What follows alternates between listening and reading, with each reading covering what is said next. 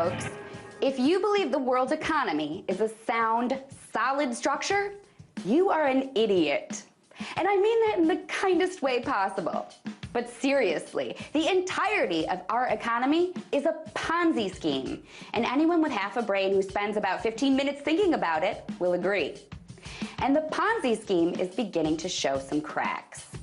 First, we had people losing their homes and savings because they were buying up crap they couldn't afford. Then we had governments bailing out banks and corporations. Now we have governments bailing out other governments. We perpetually finance the present with the promise of the future's prosperity. It's insane.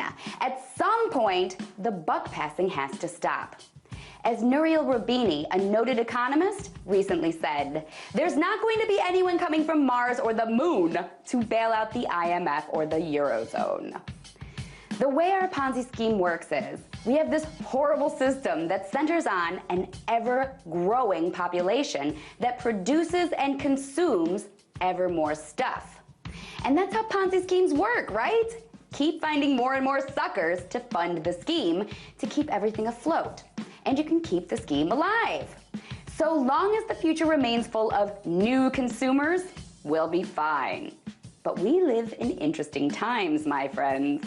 And we're starting to face lowered fertility rates in developing countries and a growing aging population. Take Europe, for example. The last period for which UN data showed Europe's total fertility rate above the replacement rate was in the 70s. And as the recession continues, people are reproducing less and less. In the US, the birth rate fell to its lowest level in modern history in 2011.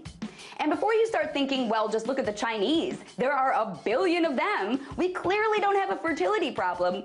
Let me cut you off right there and tell you that fertility rates in China are lower than those in Europe.